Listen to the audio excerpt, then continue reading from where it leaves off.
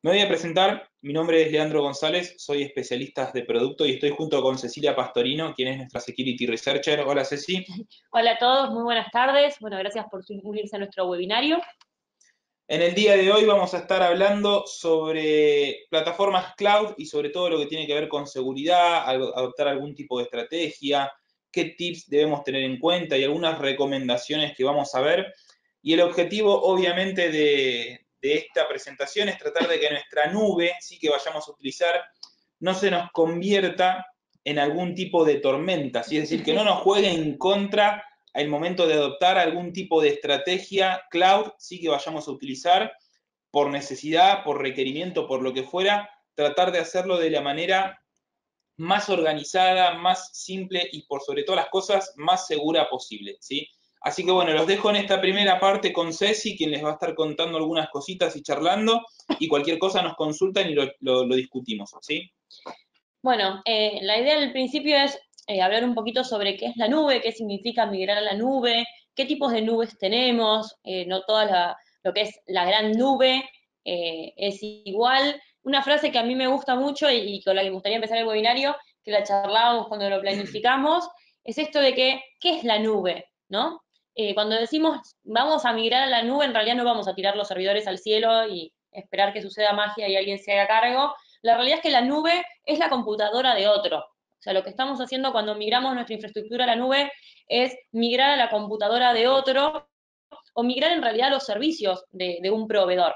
Y vamos a ver que esos servicios no son siempre iguales y tienen sus ventajas y desventajas. Así que antes de empezar a ver los detalles de cada uno, me gustaría que me cuenten, los que quieran, en el apartado de preguntas, quiénes han migrado sus servicios en la nube, si tienen algún servicio ya migrado en algún proveedor, o si tienen parte de su infraestructura, de sus servicios, si están pensando en migrar alguna cosa, bueno, más o menos como para ir teniendo idea qué perfiles tienen. Sí, obviamente esto no sirve tanto al que migró como al que no migró, ¿no? Claro, Por ahí que diga, no, porque tengo miedo a tal cosa, porque no estoy seguro de tal otra. Digo, aprovechen este espacio, obviamente, para charlar y compartir, ¿sí? Sus experiencias, consultar lo que fuere, ¿sí? Bueno, bueno, acá ahí Edwin está diciendo que migraron a G Suite, genial, a 365, Cristian, buenísimo. Bueno, vamos a ver primero algunas diferencias entre las nubes y ahora les voy explicando a qué migraron, más o menos.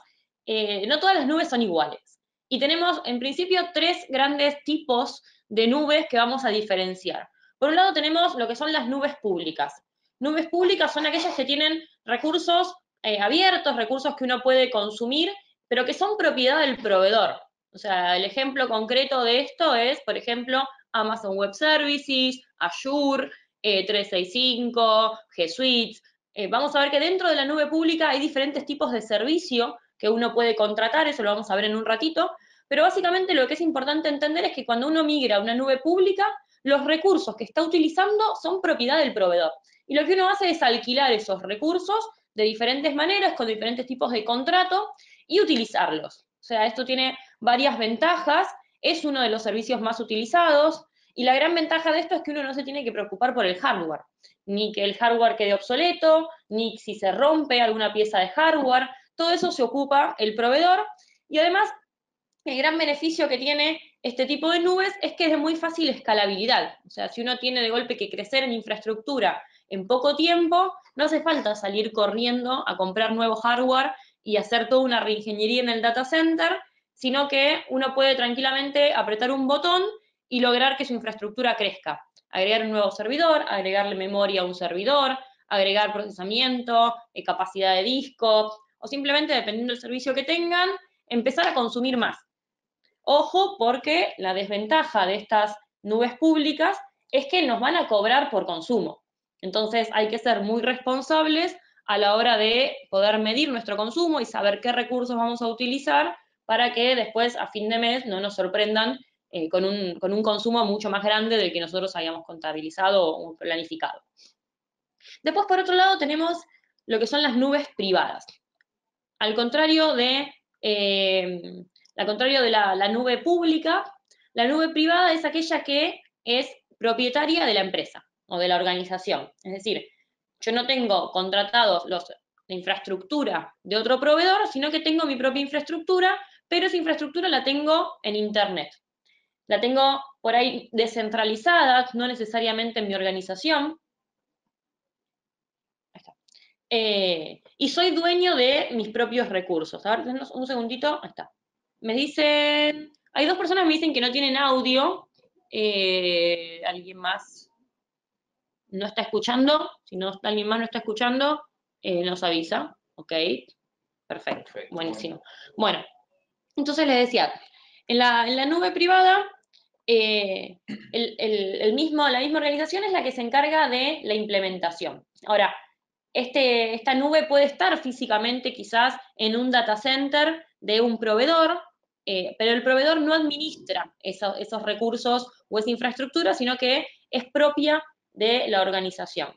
En general, las nubes privadas se utilizan cuando estamos hablando de grandes corporaciones, de grandes empresas, de empresas que requieren por ahí un nivel de una infraestructura demasiado específica o, por ejemplo, organismos gubernamentales que tienen ciertas reglamentaciones donde no pueden poner su información en manos de un tercero o de un proveedor. Entonces, tienen los beneficios de tener sus servicios en la nube, que están descentralizados, que se pueden acceder desde cualquier lugar del mundo, que, digamos, permiten también cierta escalabilidad, entornos virtualizados y demás, pero no delegan esa infraestructura en recursos propios de un proveedor, sino que tienen sus propios recursos, tienen su propia infraestructura. Y por último tenemos lo que son las nubes híbridas, que en realidad son las nubes más utilizadas, ¿no es cierto? La nube híbrida es aquella que por ahí una organización tiene ciertos servicios contratados en una nube pública, por ejemplo en Amazon o en Azure o en Google Cloud, pero después tiene otros servicios en su propio data center con su propia infraestructura y su propia administración. Estas nubes para mí son las que tienen mayor versatilidad. Por ahí, en un principio, si ustedes están pensando en migrar, no vayan a migrar todo de golpe, no es que vayan a subir toda su infraestructura de un día para el otro a un servidor público, sino que lo van a ir haciendo de a poco. La nube híbrida permite ir de a poco pasando servicios a la nube, poder controlar qué es lo que quiero darle al proveedor y qué tipo de información o qué servicios me quiero quedar yo. Entonces, me parece que es una de las soluciones que hoy en día es la que más conviene y en definitiva la que muchas empresas terminan utilizando, tanto grandes como pequeñas empresas. Un detalle por una pregunta que me están haciendo acá. Cuando digo nube pública, no me refiero a que la información está pública, sino que me refiero a que los recursos son propiedad del proveedor y son recursos que están para el consumo público. Cualquiera puede acceder a registrar una cuenta, a contratar el servicio. Mientras que la nube privada son recursos propios de una organización que por ahí presta servicio a sus clientes, pero los recursos son propiedad de la organización. ¿Sí? Eso para que quede claro que no estamos hablando acá de confidencialidad de la información todavía. Ahora bien, habiendo aclarado las diferencias entre los tipos de nubes, dentro de las nubes públicas tenemos diferentes tipos de modalidades de servicio que le podemos solicitar a un proveedor. Por ejemplo, tenemos lo que se conoce como software como servicio, con las siglas SaaS. El software como servicio es cuando lo que hacemos es directamente contratar un servicio de software y desligarnos completamente de su administración, de su implementación, de las actualizaciones, de todo lo que tiene que ver con el mantenimiento de ese software. Algunos ejemplos para que tengan idea es, por ejemplo, Google Suite. Me habían comentado arriba que habían migrado a Google Suite. Bueno, cuando uno contrata la plataforma de Google Suite, lo que está contratando son softwares como servicio. Tiene el software de correo electrónico, el software de almacenamiento, lo que es Google Drive, el software de herramientas de ofimática, ¿sí? Para escribir documentos, hacer planillas de cálculo, hacer presentaciones. Todo eso vendría a ser software como servicio. Uno consume directamente a través de la nube un software. Luego tenemos la modalidad de plataforma como servicio. A diferencia del software como servicio, la plataforma lo que nos ofrece son herramientas y utilidades para facilitar la construcción de nuestras aplicaciones. Por ejemplo, en un servicio de plataforma como servicio, una de las cosas que uno puede contratar es el hosting de páginas web. Entonces, el proveedor se encarga de, por ejemplo, levantar el Apache, mantener el servidor web, mantener la infraestructura, mantener todo lo que tiene que ver con los puertos abiertos, el firewall, y lo único que hacemos nosotros es subir a esa plataforma de páginas web los archivos de nuestro sitio web y administrar nuestro sitio web. ¿Sí? Eso sería un ejemplo de plataforma como servicio. Es decir, el proveedor se encarga de darnos todas las herramientas y todas las aplicaciones necesarias para que nuestra aplicación pueda funcionar en esa plataforma. Y por último, tenemos lo que es la infraestructura como servicio, donde lo que estamos contratando es, ahí sí, toda nuestra infraestructura. Y ahí sí tenemos la administración de toda nuestra red. Un ejemplo de infraestructura como servicio es lo que es Amazon Web Services o Azure, donde nosotros podemos crear nuestros propios servidores, podemos armar un esquema de red, tenemos administración de esa red, del firewall, de los puertos que vamos a abrir, podemos definir cuánta memoria va a tener nuestro servidor, agregarle memoria, sacarle disco, agregarle procesamiento, es decir, manejar nuestra infraestructura tal como lo haríamos en nuestro propio data center. Digamos que la opción de infraestructura como servicio es la más parecida a tener nuestro propio data center, pero en vez de tenerlo físicamente digamos, en la oficina o en algún lugar cercano, está subido a los recursos de un proveedor. En el caso de la infraestructura como servicio, el proveedor lo que nos va a dar es justamente los activos, los recursos de memoria, procesamiento, disco, red, etcétera, pero nosotros somos los que nos vamos a administrar, ¿sí? Hay muchas otras modalidades un poco más híbridas, pero estas son las principales. Y algo que me gustaría aclarar acá es que, así como nosotros pensamos en migrar en la nube y empezamos a utilizar los servicios de la nube, no hay que olvidarnos que todos estos servicios también están disponibles en lo que es el mundo del cibercrimen. Los cibercriminales también empiezan a utilizar hoy en día servicios en la nube, y no solamente eso, sino que también vamos a encontrar hasta servicios de códigos maliciosos como servicio, digamos. Tenemos, bueno, el ejemplo que les quiero mostrar es el ransomware como servicio, donde ya en el mercado negro se están ofreciendo paquetes de ransomware completamente funcionales, donde el comprador no tiene que hacer más que descargar el paquete y distribuir el código malicioso. Así que, nada, esto como dato de color, de que todo lo que estamos hablando de la nube, lamentablemente también se utiliza para el mal, y vamos a encontrar también cada vez más códigos maliciosos ofreciéndose como un servicio en el mercado negro. Así que hoy más que nunca hay que estar atento a las amenazas y a los códigos maliciosos. Ahora, más al final del web, vamos a profundizar un poquito más en este tema. Pero bueno, para contarles un poquito eso también.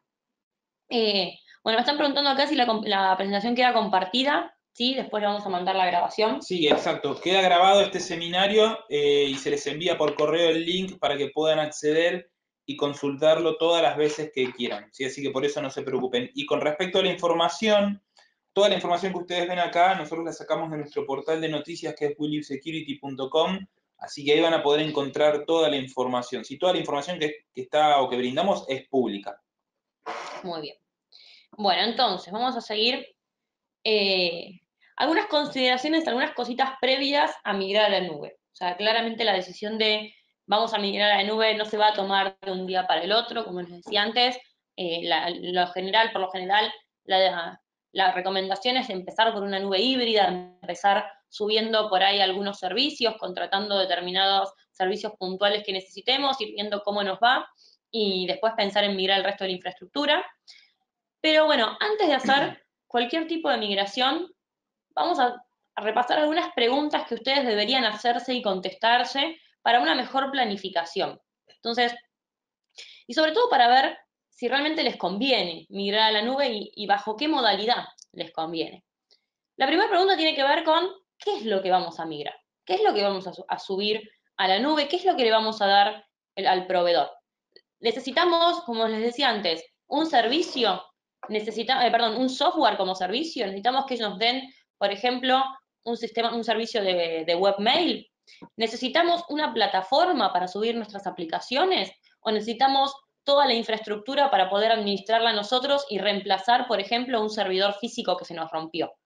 Entonces, dependiendo de las necesidades, es el tipo de servicio que vamos a contratar. Ahí viene la segunda pregunta. En base a estas necesidades, ¿qué tipo de servicio es el que mejor me conviene? Otra cosa no menor es las consideraciones legales o muchas veces las normativas que nos aplican. No todos los países tienen las mismas leyes. Acá en Argentina, por ejemplo, la ley de protección de datos personales, una de las cosas que indica es que si tenemos bases de datos con información sensible referente a las personas, esas bases de datos no deberían de estar fuera del territorio nacional. Es decir, que no las podríamos subir, por ejemplo, a Amazon Web Services, que tiene sus servidores radicados en Estados Unidos y otros países alrededor del mundo. Bueno, vamos a ver qué pasa con esto. Porque la realidad es que, si bien, por ejemplo, acá hay una ley que dice que no podemos subir la base de datos con información sensible, si nosotros ciframos esta base de datos, bueno, ya no estaríamos subiendo información sensible, porque la información sensible está cifrada. Entonces la información que estamos subiendo no es sensible. Entonces, en ese caso, sí podríamos contratar un servicio en la nube, por más que los servidores no estén dentro del país. Entonces, todo esto hay que evaluarlo. La recomendación es que siempre lo hagan junto con un abogado especializado en lo que tiene que ver con protección de datos, con derecho informático, y que estén asesorados con el tema, con los requerimientos legales o con las normativas que tengan que cumplir, especialmente cuando se trata de instituciones bancarias, financieras, de salud, etcétera. Bueno, otras consideraciones a tener en cuenta es, por ejemplo, ¿qué pasa con nuestra política de seguridad? ¿No? La política de seguridad está pensada para un entorno físico dentro de la oficina, hay que adaptarla si vamos a tener un entorno en la nube, cambia la modalidad de trabajo de las personas, piensen que la gente o los usuarios ya no van a estar accediendo a la información desde la empresa al servidor que está dentro de la organización, digamos, físicamente dentro de la oficina. Entonces, bueno, ¿cómo va a ser esa comunicación? Se están utilizando protocolos seguros, hay una VPN, ¿no? ¿Qué es lo que de qué manera se va a comunicar el usuario con los servicios de la nube y desde qué lugares lo va a poder acceder? Y por último, bueno, ¿cuáles son las ventajas y las desventajas que vamos a tener? Y en base a esto, ¿qué va a pasar? O digamos, ¿cuáles van a ser las buenas prácticas que vamos a implementar? ¿Cuáles van a ser las capacitaciones que tengamos que dar, por ejemplo, a los usuarios? ¿Sí? Todas estas preguntas son algunas que deberíamos de hacernos antes de migrar a la nube, como para empezar a hacer una buena planificación de esta migración. Sí, Ceci, hay algo importante que a nosotros muchas veces nos pasa, ahora ya no tanto, pero sí hace un par de años cuando fue el boom de la nube, todo el mundo venía y pedía cosas cloud, ¿sí? Y por ahí no tenían en cuenta estas consideraciones de, bueno, ¿qué necesito? ¿Por qué? ¿Qué cuestiones de seguridad debo considerar? Y sobre todo el último, ¿no? El de las ventajas y desventajas. A nosotros nos pasaba que mucha gente nos consultaba simplemente porque, digo entre comillas, estaba de moda o era lo que se usaba. Y la verdad es que recuerdo que hubo muchos incidentes de seguridad donde hubo obviamente proveedores comprometidos o fuga de información, digamos, accidental o que no fue intencional. Entonces, todas estas cosas en ese momento no se evaluaban y dio pie a un montón de incidentes. Entonces, creo que hoy ya está un poco más maduro, si bien es importante todo lo que mencionabas, pero obviamente analizar, ¿no? ¿Cuáles son las ventajas, desventajas? Si necesito o no necesito tener algo en la nube, ¿no? Vos bien lo decías al principio, hay un tema de costos también como para analizar, así que me parece súper importante tener en cuenta, por lo menos para empezar, estas consideraciones. No, y otro tema no menor, siempre se habla de las ventajas de la nube, pero la realidad es que también tiene sus desventajas. Si ustedes tienen un servicio, bueno, y es algo que creo que lo tocamos en todos los webinarios, la clasificación de la información. Exacto. O sea, si ustedes no hacen una clasificación de su información y tienen un análisis de qué tipo de criticidad tiene esa información, si es crítica porque tiene que estar disponible las 24 horas, porque es confidencial, por su integridad, eso es muy importante. Y me acuerdo, por ejemplo, el caso de un cliente que quería migrar a la nube y en realidad su infraestructura necesitaba de una respuesta casi inminente, ¿no? O sea, un sistema industrial que tenía que responder de manera casi inmediata. Y la realidad es que muchas veces la migración a la nube hace que los procesos digamos, las comunicaciones sean un poquito más lentas, porque los datos van y vienen en viaje, muchas veces cifrados, o bueno, la recomendación es que lo hagan cifrados. Ahora, en unos 4 slides más adelante vamos a hablar puntualmente del cifrado, que María Angélica nos está preguntando, ahora vamos con esa parte. Pero tengan en cuenta eso también, o sea, no todo es color de rosa, y por ahí, en el entorno de su negocio, bueno, va a variar y van a tener algunas desventajas que por ahí al principio no las pensaron. Exacto. Bueno, entonces, para que esta nube no se les convierta en una tormenta, no les genere un dolor de cabeza, vamos a ver 7 consejos que para nosotros son importantes en base a nuestra experiencia, para que ustedes no cometan errores a la hora de migrar sus servicios a la nube. Entonces, vamos con el primero, que tiene que ver con conocer a su proveedor de cloud. O sea, vamos a estar dándole nuestra información, nuestros servicios, nuestros sistemas a un proveedor. Bueno, ¿quién es ese proveedor? Hoy en día hay una enorme variedad de proveedores que nos ofrecen servicios de cloud computing, diferentes tipos de servicios, como vimos antes, de software, de plataforma, de infraestructura, y es muy importante decidir a quién le vamos a confiar la información y los sistemas de la empresa.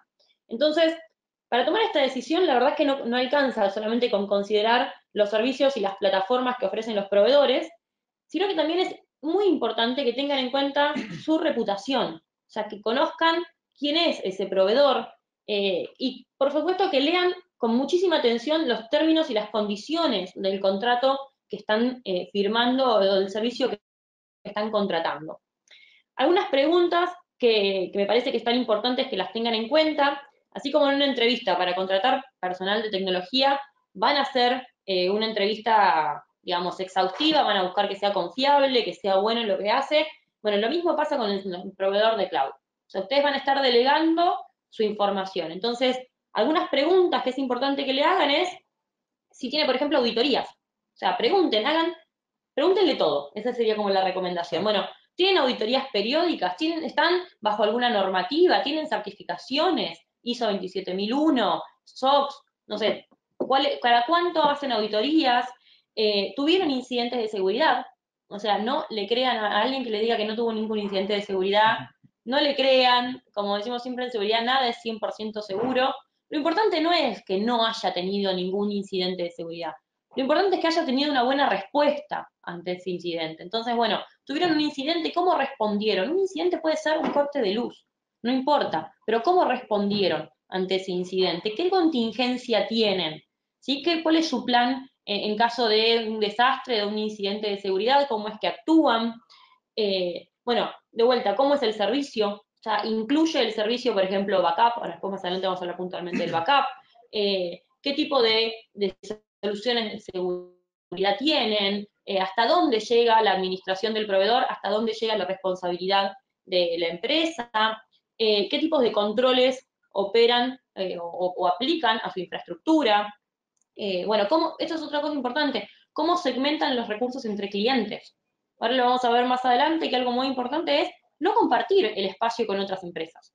Porque yo no sé el otro cliente si realmente es seguro, si no está infectado, si no hizo alguna mala práctica. Entonces, estas son cosas que es importante preguntarle al proveedor. Sáquense todas las dudas, ¿sí? No tengan miedo de preguntar de más, sáquense todas las dudas y realmente piensen que quizás los servicios de una empresa con un poco más de prestigio, más grande, más conocida, sean un poco más costosos que los de una no tan conocida o en algún otro, en un país que por ahí es más económico, pero la verdad es que las tareas de mantenimiento para que su infraestructura permanezca segura demandan muchísimo tiempo y esfuerzo.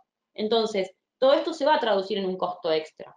A veces en términos de seguridad, recuerden que lo barato puede salir caro y considerar la seguridad como una inversión es el primer punto para que la infraestructura en la nube sea realmente segura. Bueno, a ver, vamos con el siguiente consejo. Siguiente consejo, bueno, es un poquito relacionado a lo que veníamos hablando hasta ahora. Entender el negocio y entender sus necesidades. Un poco las primeras preguntas que pusimos al principio, ¿no? ¿Por qué vamos a migrar a la nube? ¿Qué es lo que vamos a migrar a la nube? Y cuando empiecen a planificar la migración, tengan en cuenta los objetivos de la empresa, los requerimientos del negocio, ¿sí? Si, como les decía antes, si su empresa requiere no sé, una respuesta casi instantánea, bueno, por ahí la nube no es la mejor solución. Piensen, por ejemplo, si un servicio que van a migrar requiere disponibilidad 24 horas, bueno, que el proveedor les asegure esa disponibilidad las 24 horas. O sea, siempre es importante entender por qué el negocio está migrando a la nube. Exacto, eso es importante, Ceci, hacer mucho foco ahí, ¿no? Porque a veces nosotros nos quedamos con nuestra visión del lado de la tecnología y de la seguridad y decimos, qué bueno tener todo en la nube, digo, hablo a nosotros pares tecnológicos, ¿no? Qué bueno esto, la capacidad de procesamiento. Me desligo, me despreocupo, un montón de Si cosas. necesito más memoria, como decías vos, le agrego con un clic, bueno, súper fácil y la verdad es interesantísimo. Ahora, desde el lado del negocio hay que entender eso. Alguien mencionaba más arriba, por ejemplo, que habían migrado a la nube el ERP. Digo, no digo que esté mal o que esté bien, digo, no lo vamos a analizar, pero sí obviamente hay que tener en consideración esto que decía Ceci, ¿no? Tal vez el negocio en el cual yo trabajo es importante tener conectividad a las 24 horas con mi plataforma porque, no sé, accedo a mi lista de clientes o tengo un stock, un inventario de productos y eso se actualiza en tiempo real. Bueno, ¿qué tanto me va a impactar si hay algún problema? ¿Y qué pasa si el negocio no está al tanto de eso, por ejemplo, y viene y consulta y dice, bueno, ¿qué pasa que no anda el ERP? ¿Qué pasa con esto? ¿Qué pasa con tal o cual otra cosa? Ahí es importante tener en cuenta y obviamente por lo menos haber charlado y estar alineados, ¿no? Que el negocio entienda y sepa que vamos a empezar a usar infraestructura en la nube. Y después se verá que alguien diga, por ahí nos puede aportar una persona de otra área una visión distinta. Y te dicen, bueno, ¿qué pasa si, no sé, mi sistema core de negocio justo ese día no anda porque no tengo internet, porque no tengo tal cosa, porque se cayó el proveedor? Bueno, ¿cómo va a impactar eso? Bueno, por ahí esa visión nos la da otra persona que no es del área de tecnología. Entonces, sí importante estar alineados y por lo menos haber definido una estrategia en conjunto, ¿no? Sí, eso es súper importante, involucrar a todos. O sea, todo cambio en infraestructura, todo cambio en tecnología, si bien la parte técnica va a estar a cargo del área de tecnología, entendamos que no es una responsabilidad de tecnología. O sea, la seguridad no es responsabilidad de tecnología, la seguridad es cross a toda la empresa. Entonces, es muy importante involucrar a todos los dueños de datos, a todos los afectados, a todos los involucrados, para que no quede ningún tipo de consideración fuera de la planificación. Sí, bueno, vamos con el siguiente consejo. Y esto habíamos empezado a hablar hace un ratito. Cifrar. El consejo, bueno, acá es muy sencillo, la verdad que no hay mucho más para decir, es cifren todo. Cifren los datos en tránsito, cifren lo que suben a la nube, o sea, cifren todo lo que se pueda cifrar. Recuerden que, o sea, si bien puede demandar un esfuerzo extra y aumenta un poquito la complejidad de las operaciones, añade una capa adicional de seguridad a toda la información que ustedes consideren confidencial. Está bien, no vamos a cifrar absolutamente todo, Exacto. pero sí la información que es sensible, sí la información que es confidencial, van a estar depositando sus datos en un proveedor externo a su compañía. Entonces, también van a estar delegando en gran medida la protección de esa información a este proveedor. Entonces, por más seguro y confiable que sea el protector, no está bueno que dependan 100% de él, y lo mejor es cifrar los datos, y en caso de que haya una brecha de seguridad, bueno, que no queden expuestos. Entonces, por lo menos los datos sensibles, aplicar una solución de cifrado, esto es extremadamente importante. Exactamente. Como bien dice Ceci, acá el problema o lo que siempre nos dicen es, bueno, pero ¿qué hago? ¿Cifro toda la información? Y la realidad es que no, digo, no hace falta, digo, y pongo un ejemplo bien sencillo, ¿no? Piensen en su casa. ¿Cuántas puertas tienen en su casa? Digo, tienen la de la calle, tienen por ahí alguna que da algún patio interior, la de las habitaciones, la del baño, bueno, y no cierran todas las puertas con llave todo el tiempo. Entonces, con la información pasa lo mismo, digo, no hace falta cifrar toda la información, solamente la que consideremos importante, ¿sí? Y obviamente la que estamos sacando fuera del perímetro de nuestra red, todo lo que vamos a subir a la nube. Y como bien decía Ceci, esto es importantísimo.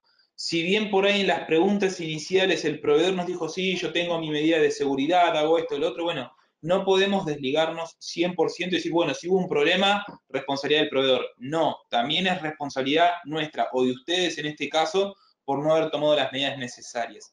Para eso obviamente existen un montón de soluciones. Bueno, Angélica creo que preguntaba antes por cifrado de base de datos y demás.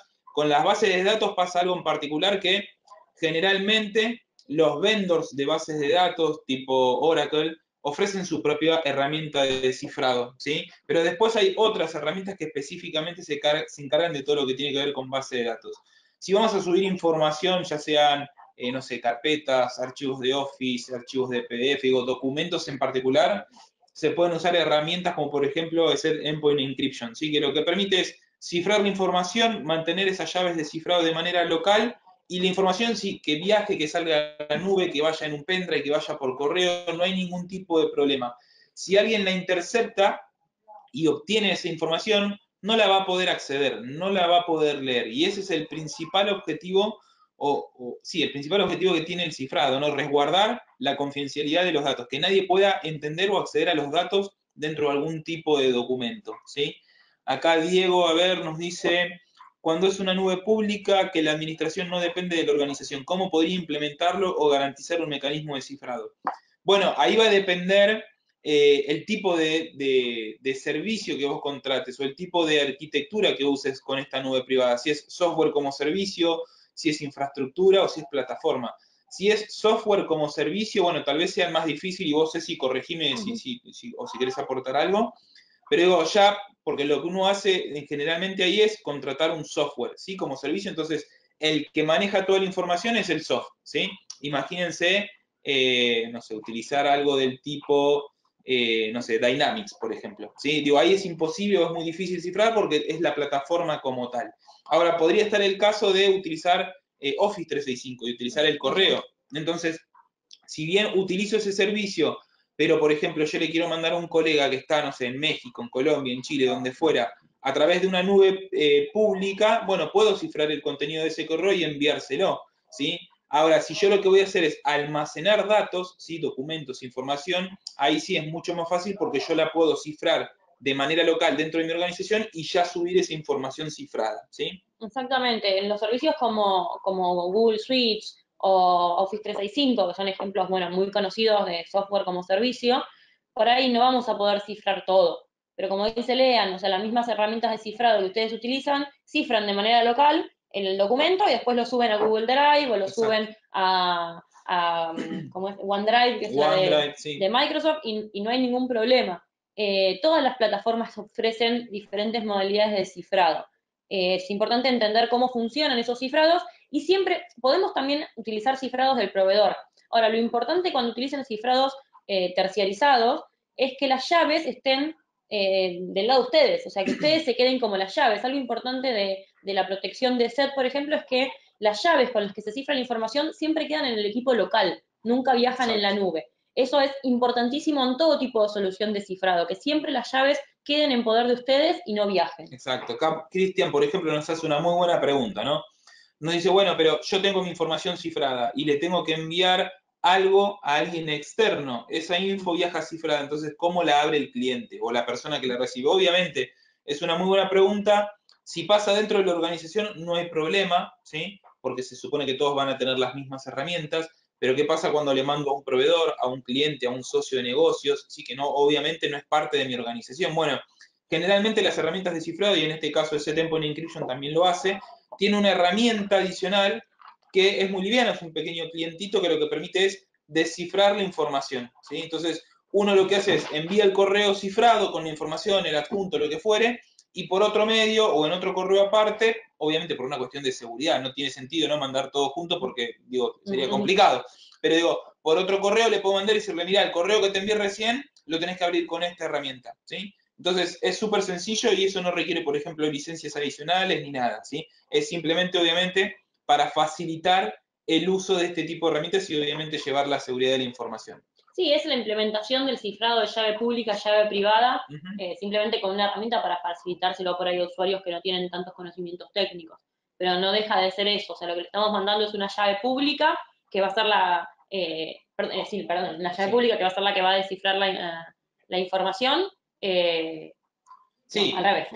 Lo que estamos mandando, bueno, digamos, perdón, me hice un poco de lío. Estamos cifrando eso con llave pública, llave privada, con dos llaves, lo estamos cifrando con la llave nosotros, y lo que le vamos a mandar, digamos, es la herramienta que lo va a descifrar sin mandarle la llave. Sí, lo importante ahí es que yo puedo, por ejemplo, para distintas personas externas a la compañía, digo, utilizar distintos algoritmos de cifrado como para que no haya ningún problema de seguridad. Digo, eso se puede hacer dependiendo de las políticas y demás, pero digo, hay mecanismos para llevar la seguridad en cada uno de estos medios, ¿sí? Bueno, vamos con el siguiente consejo. Tiene que ver con controlar el acceso de la información a la nube. O sea, el hecho de que subamos información a la nube no significa que la dejemos ahí, que cualquiera la pueda acceder, que nos desliguemos. hay que mantener las mismas políticas de seguridad que utilizábamos en la compañía, que utilizábamos con nuestra información. Entonces, el hecho de que los datos ya no estén físicamente en la organización, de vuelta, no significa que se desliguen de la administración, así que más allá de los controles que brinda el proveedor de la nube, es necesario aplicar nuestra propia política de seguridad. Entonces, limitar el acceso a la información tal como lo haríamos si esa información está en nuestra infraestructura, aplicar siempre el principio del menor privilegio, es decir, darle al usuario el mínimo privilegio que necesita. Tiene que acceder a solamente la carpeta compras del file server, bueno, solamente le damos permiso a las carpetas compras del file server, no le damos permiso a todo el file server. Tiene que acceder, esto es muy útil también cuando aplicamos el tema o cuando contratamos los servicios de software como servicio o plataforma como servicio. Que, bueno, si tengo un usuario que solamente puede ver la página web, que tenga digamos, el perfil de usuario de solo lectura, solo para ver la página web. Si tengo un usuario que puede hacer modificaciones, bueno, que sí tenga los permisos de modificación. Muchas veces cuando contratamos software como servicio o la plataforma como servicio, el proveedor nos ofrece distintos tipos de niveles de usuario. Entonces, no hace falta que sean todos los usuarios administrador, ni todos los usuarios llanos o solo lectura, pero sí tener en cuenta la funcionalidad y lo que va a necesitar cada usuario para que tenga el principio de menor privilegio. Y por supuesto controlar también el acceso que tiene el proveedor. O sea, no solamente que nuestros usuarios accedan debidamente a la información, sino también que el proveedor no pueda acceder a datos que son confidenciales o datos que no necesita administrar. Porque he visto muchas veces en migraciones donde, bueno, en parte del desligarse de la administración y que ahora se ocupe el proveedor, implica que después el proveedor tenga usuario y contraseña de bases de datos, que tenga, por ejemplo, acceso a aplicaciones que tienen información sensible, y en realidad eso no es necesario. Entonces, también pensar eso, bueno, si el proveedor nos va a dar un software como servicio, bueno, ¿qué pasa con los documentos que yo subo a ese software o que yo manipulo con ese software? Eso también muchas veces es importante leerlo en el contrato y en los términos y condiciones, ahora vamos a hablar un poquito más de esto, pero controlen también el acceso que tiene el proveedor.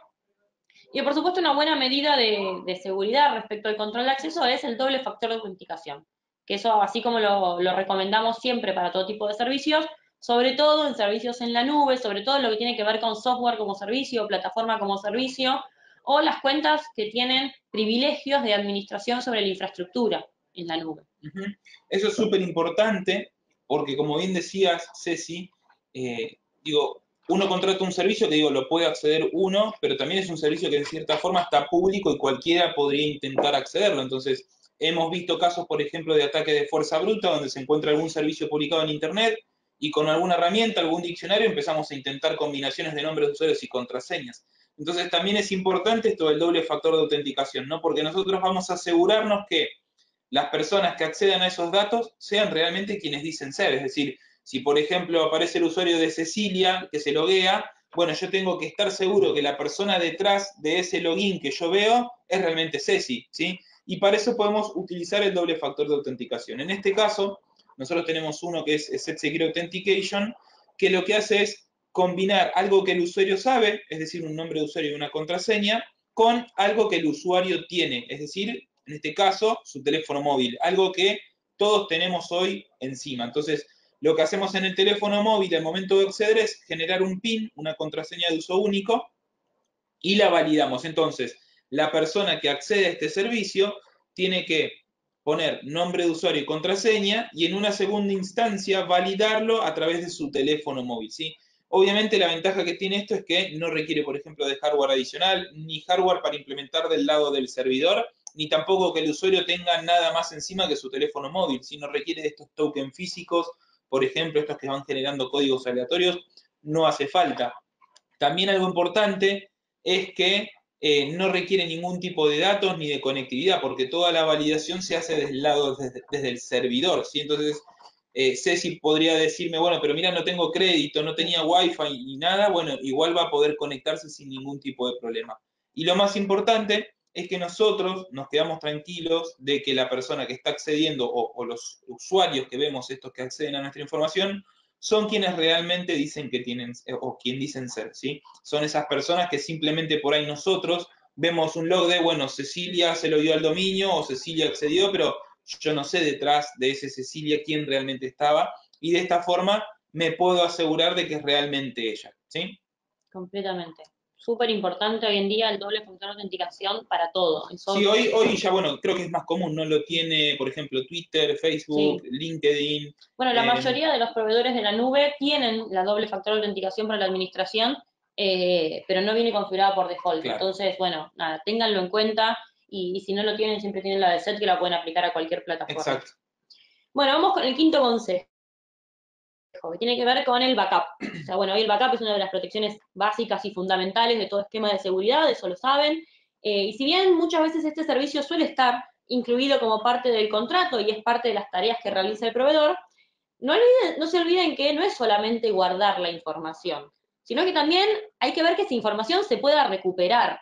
Y eso es algo que muchos cuando migran a la nube se olvidan. Entonces, realicen restauraciones periódicas de la información que estaba capeada. Si el proveedor se va a encargar del backup, bárbaro, le pasamos el esquema del backup al proveedor, pero no nos olvidemos de pedirle restauraciones periódicas. De esa manera nos vamos a asegurar, por un lado, que la información esté íntegra y que se pueda recuperar cuando haga falta, y por otro lado, que el proveedor esté haciendo las tareas de backup como corresponde, ¿no? O sea, es parte también del control que hay que hacer.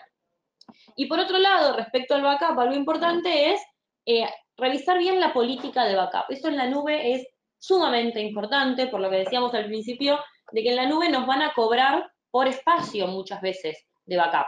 Entonces, si vamos a estar respaldando información innecesaria o por ahí vamos a estar haciendo un backup demasiado seguido cuando no hace falta, lo que vamos a estar haciendo es generarnos un gasto por ahí que no hace falta. Entonces, para la migración en la nube y para la planificación del backup es extremadamente necesario tener la información bien clasificada, tener un esquema de backup donde podamos decir, bueno, cada cuánto hay que restaurar la información, cada cuánto se van a pisar esos backups, qué cantidad de datos vamos a respaldar, eso para no entrar en gastos extras.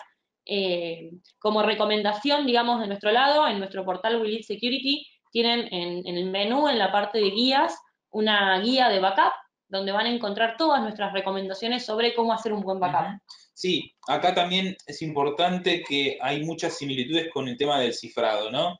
¿Qué tengo que backupear? ¿Toda la información todo el tiempo? Probablemente no. También digo, esta guía que vos mencionabas, Ceci, ayuda a definir bien estas cuestiones, ¿no? Bueno, ¿qué tengo que backupear? ¿Cada cuánto tiempo? ¿Cuánto tiempo lo voy a almacenar? Digo, no es lo mismo hacer un backup de la base de datos de mi sistema core de negocios, que donde le voy cargando info todos los días, a, no sé, una planilla de contactos que se actualiza una vez por mes, por ejemplo. Entonces, no es lo mismo, y hablando de temas de costos, obviamente es súper importante esto porque nos va a ayudar a no incurrir en costos adicionales por utilizar almacenamiento excesivo para hacer las copias de respaldo.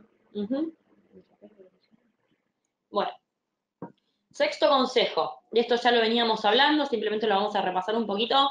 Lean los términos y condiciones, si se fijan en la diapositiva, también presten atención a la letra chica de los contratos, presten muchísima atención a cada uno de los puntos, a veces pueden ser tediosos, de nuevo, mi recomendación es que si lo pueden revisar junto con un abogado que esté capacitado o que entienda de términos y condiciones o de servicios en la nube y demás, mejor, nos va a ayudar por ahí a veces a descifrar algunas palabras un poco raras que aparecen en esos contratos, pero es muy importante que lo lean y que sean muy conscientes de cuáles son los derechos y las obligaciones de ambas partes. Recuerden que cuando migran a la nube no se están desligando de todos los problemas, no le están pasando toda la bola al proveedor y me olvido. Hay muchas responsabilidades que quedan del lado de la organización, entonces revisen por favor eso. Tengan especial cuidado con los tiempos de respuesta y los SLA, que eso es algo que muchas veces en los contratos vienen por default y después nos damos cuenta un mes más tarde que en realidad nosotros teníamos con nuestro cliente un SLA, un tiempo de respuesta de, no sé, 4 horas, y el proveedor de cloud que contratamos tiene con nosotros 8. Entonces nos quedó un bache ahí de 4 horas que no sabemos cómo responder y quedamos mal con el cliente. Exacto, eso es súper importante, sobre todo porque cuando, si no lo leemos, digo como decía Cecino al principio, cuando estamos contratando el servicio, probablemente cuando tengamos algún problema, que es cuando realmente ahí decimos, no, las papas queman, hay que resolverlo ya, ahí nos van a decir, pero mirá que el contrato que firmamos decía que yo tengo hasta 8 horas para responderte. Bueno, pero yo lo necesito antes de las 4 horas. Y ahí, bueno, hay un tema legal y, bueno, habrá que pelearse, discutir y demás, ¿no? Pero si lo pueden hacer antes, obviamente se van a evitar algún tipo de problema, de malestar y más de algún dolor de cabeza seguro, ¿sí? Así que eso es importantísimo. Bueno, último consejo, este creo que también lo hablamos un poquito al principio y todos lo saben, pero recuerden siempre, la nube también puede infectarse, la nube no está libre de malware, nosotros en el laboratorio hemos visto todo tipo de códigos maliciosos, por ejemplo, hemos visto variantes del ransomware Crisis, para los que nos escuchan desde Colombia, es un ransomware que el año pasado los afectó bastante. Bueno, hay una variante de Crisis que apunta directamente a sistemas operativos VMware, una de las plataformas más utilizadas para virtualización en la nube. También hemos visto en el 2015 un código malicioso llamado Venom, que apuntaba también directamente a plataformas, sistemas operativos de virtualización. Así que, así como también sus entornos se pueden infectar, el hecho de que estén en la nube no significa que alguien no pueda ejecutar un código malicioso o que tengan una vulnerabilidad que un atacante pueda aprovechar. Entonces, tengan en cuenta tener una solución de seguridad, como siempre decimos, mantener esos entornos siempre actualizados y tratar de no compartir los recursos y los entornos con otros clientes, porque no saben si esos clientes tienen realmente buenas prácticas. Exacto. Sí, ahí es importante siempre proteger los entornos virtuales. Digo, con una solución de seguridad eso es lo esencial, ¿sí? Y es importante que dependiendo si ustedes tienen software como servicio o infraestructura como servicio o plataforma como servicio, pueden implementar distintos niveles de protección, ¿sí? Si ustedes tal vez tienen infraestructura como servicio donde tienen varias máquinas virtuales o varios servidores, pueden proteger cada una de las virtuales instalando un pequeño agente, o pueden proteger toda la infraestructura instalando una única herramienta.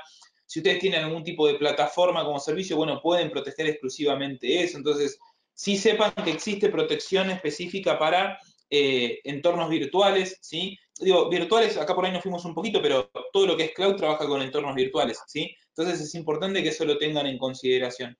Y obviamente protegerlo, y como decía Ceci, no están exentos de algún tipo de ataque, ¿sí? O porque por ahí subimos sin saber un documento que estaba infectado, o porque compartimos recursos con otra empresa que no sabemos las prácticas de seguridad que tiene, y bueno, para evitar que eso nos impacte a nosotros, importantísimo poder proteger también nuestro entorno virtual con alguna solución de seguridad, ¿sí?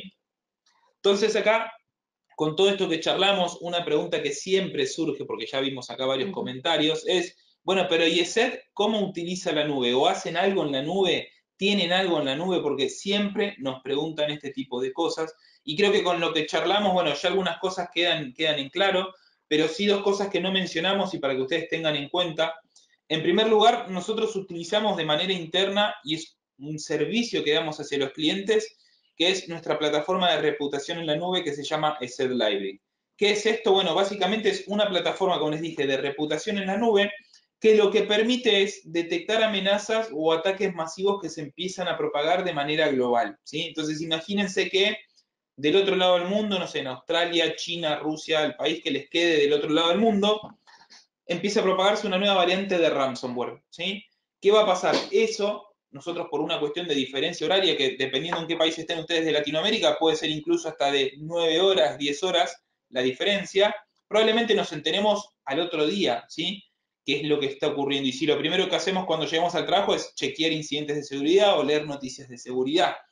Esta plataforma lo que hace es recolectar información de ataques o de amenazas que se empiezan a propagar de manera mundial y lo pone a disposición de nuestros clientes. Entonces, cualquier cliente que prenda hoy un equipo, digo hoy, pero puede ser, no sé, imagínense a primera hora del día, automáticamente tiene toda la información disponible de qué es lo que estuvo ocurriendo en las últimas horas en todo el mundo a nivel ciberataques, ¿sí? Entonces, de esa forma, podemos estar protegidos contra alguna amenaza que se pueda estar propagando de manera masiva y que por ahí por una cuestión de diferencia horaria, porque no estábamos al tanto, no nos enteramos de lo que está ocurriendo. Bueno, ese Library nos va a proporcionar características de protección contra esos nuevos ataques, ¿sí?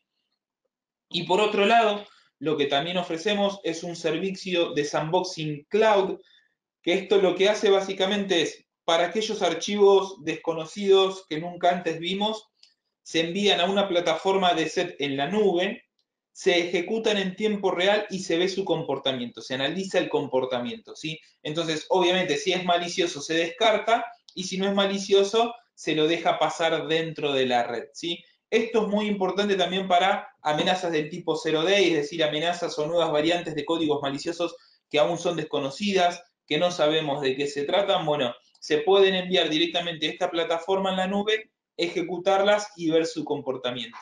¿Qué ventaja tiene esto? Bueno, que utiliza obviamente todo lo que es el poder del motor de Machine Learning de SET. Si bien nosotros en nuestros productos tenemos algunos algoritmos de Machine Learning y demás implementados, no tenemos el 100% por una cuestión de infraestructura, si no se puede llevar eso a todos los endpoints, pero sí lo tenemos en la nube. Entonces, cuando algo se manda, ahí se analiza completamente y se ve si eso era malicioso o no dentro de lo que estaba definido y se permite o no el ingreso de ese archivo a la red o no, dependiendo de lo que haya ocurrido. ¿Sí? Ceci, no sé si vas a contar algo. No, bueno, que esto, nosotros también utilizamos la nube, realmente es súper poderosa. Como les decía Lean recién, hay herramientas que nosotros no podemos poner en todos los endpoints porque Exacto. los harían lentos, porque harían que por ahí no funcionen con la calidad que nosotros queremos que funcionen, pero la nube nos da todo ese potencial para que sí podamos correr todo ahí, mismo potencial que ustedes pueden tener para potenciar todo su negocio. Entonces, sepan que la nube puede ser un gran paraíso, pero también puede ser una gran tormenta si lo que no hacemos es planificar las cosas como corresponden. Así que nuestro consejo final es eso, planifiquen. Exacto. Sí, tengan en cuenta los puntos que estuvimos charlando, lo que mencionó Ceci, analicen, digo, vean si les conviene o no, qué van a subir, qué no, quién va a acceder o no. Todas estas preguntas que mencionaba Ceci al principio, ¿no? Bueno, qué niveles de seguridad me dan, qué tipo de disponibilidad hay, cómo responden ante algún incidente o alguna falla. Digo, planifiquen todo esto, porque la realidad es que todo lo que hoy es cloud computing es súper interesante todo lo que permite hacer, pero siempre y cuando lo apliquemos de la manera correcta y según lo que requiera nuestro negocio, ¿sí? Aplicarlo porque sí o porque a nosotros nos parece lindo, bueno, probablemente nos termine trayendo más de algún dolor de cabeza. Y por supuesto, incluir a la seguridad en esa planificación desde el momento cero. Totalmente, totalmente. Así que bueno, no sé si tienen alguna duda, alguna pregunta. Fuimos respondiendo más o menos todas las Sí, consultas a medida que iban vamos a repasar a surgiendo. ver si nos quedó alguna por el camino. A ver, acá dice si hay alguna solución, nos pregunta Estefanía, alguna solución anti-spam cuando estás en la nube. Bueno, algunos proveedores, como por ejemplo todo lo que es Office 365, tienen algún tipo de módulo anti-spam. Nosotros estamos próximos a lanzar este año una solución para todo lo que es Office 365 Cloud, así que estén atentos porque próximamente va a tener algún tipo de, vamos a tener novedades. Acá Alexander nos pregunta por nuestra solución de backup, que cómo la clasificamos. No sé si te referís a si es software como servicio, plataforma como servicio, no sé si te referís a eso, pero lo que nosotros hacemos con nuestra solución de backup es poner a disposición capacidad de almacenamiento para que se suban los backups, ¿sí? Todo lo que es la gestión y la administración se hace de manera local, ¿sí? Así que tal vez podría ser, no sé, infraestructura como servicio, plataforma como servicio, dependiendo de cómo lo quieran ver. Pero, sí, sí, sí. No, eso, que hay varias formas de, o sea, el Sopero también tiene la forma híbrida, la forma completamente en la nube, tiene solución local de backup, o sea, la nube de Sopero, digamos, vendría a ser como una solución de software como servicio o de, sí, de plataforma por ahí, porque nos da la plataforma para subir nuestros backups, pero también se puede aplicar eso a su propia solución en la nube. O sea, si ustedes tienen una solución donde por ahí el proveedor no les ofrece una solución de backup que les cierre o que de golpe esté, a ver, si el backup está en el mismo data center y en el mismo lugar que ustedes tienen su información, no les va a servir de mucho el backup. Entonces tengan en cuenta que el backup, una de las cuestiones importantes es sacarlo fuera de donde tienen los datos originales para que en caso de que haya un incidente lo puedan recuperar. Entonces por ahí tener el backup en una nube aparte también puede ser una buena solución. Exacto. Bueno, acá Ceci, tu fan te saluda, mira, Juan José, dice, la mejor presentadora. No hace falta leer esos comentarios. Igual. Sí, siempre hay que leer. Bueno, después acá Rafael nos pregunta, si subimos a la nube la mayoría de las aplicaciones, dependeríamos obviamente de Internet. ¿Qué pasa si se cae Internet y cuáles serían las consecuencias? Bueno, obviamente, Rafael, esto lo mencionábamos antes, ¿no? Va a depender del tipo de negocio y qué es lo que hayamos subido. Si ustedes subieron su aplicativo core de negocio, que es transaccional y que por minuto, no sé, hay 100 transacciones, bueno, que haya un corte de internet de media hora es caótico, ¿sí? Ahora, si ustedes simplemente lo que hacen es subir backups de información para una vez por mes restaurarlos y ver que funcionen, bueno, una caída de internet no sería tan grave. Por eso es importante planificar y analizar qué es lo que vamos a estar subiendo y qué es lo que vamos a estar poniendo disponible en la nube, ¿sí? A ver qué más tenemos. Bueno, acá Freddy nos pregunta por los servicios de backup en la nube de SED, cómo podemos hacer para contactarse con nosotros. Bueno, no sé de qué país sos, Freddy, pero si no te podemos contactar directamente nosotros, ya tenemos tu correo con el cual te registraste, así que te podemos enviar más información si la necesitas. Teníamos, a ver, ¿Qué más? de De Colombia, Colombia, sí. bueno, bien. Tenemos Lo un ponemos, distribuidor sí, lo exclusivo, ponemos en así que no, contacto no con te nuestro preocupes. distri. Eh, ¿Qué A más? Eso ya ver, respondimos. Después más o menos todas van por el mismo lado. Bueno, la de María Angélica que nos había consultado por las bases de datos cifradas y mm, demás. Mm, bueno, creo que respondimos todo. sí, Si sí, les sí. queda alguna pregunta, de todas maneras, tienen nuestro mail cuando hicieron la inscripción al webinario. Les va a llegar todo el webinario, la grabación del webinario, va a quedar también subida si la quieren compartir con otras personas de su organización, no hay ningún tipo de Exacto. problema. Esto es para que les quede. Ujú. Así que no, bueno. Sí, recuerden que posterior a finalizar el seminario les vamos a estar enviando por correo el link para que puedan ver este seminario y obviamente, como decía Ceci, compartirlo con toda su organización o con quien ustedes quieran, ¿sí? Así que bueno, nada, bueno, acá Diego nos manda saludos desde El Salvador, gracias Diego, un placer que hayas participado y esperamos que la info les haya sido de utilidad. Así que por mi parte, nada, agradecerles una vez más por el tiempo brindado, siempre es un placer poder compartir un rato con ustedes y charlar sobre seguridad siempre tan participativos, eso está buenísimo. Acá, bueno, mucha gente del Salvador, me llamo Moisés también. Sí. Así que nada, un placer, como les digo, que hayan participado. Esperamos que la información les haya sido útil y cualquier duda nos escriben a través de nuestros medios. Ceci, no sé si querés cerrar. Bueno, nos vemos en próximos webinarios. Exacto. Lo mismo, si hay algún tema en particular que les gustaría que hablemos, nos escriben por redes sociales, nos pueden sugerir en redes sociales, también estamos teniendo en cuenta eso. Probablemente salgan algunos podcasts Exacto. dentro de poco, vamos a ver qué nuevas cosas implementamos para poder seguir compartiendo toda la información que tenemos con ustedes. Bueno, buenísimo. Muchísimas gracias una vez más a todos y que tengan una muy buena jornada. Hasta próximos webinarios.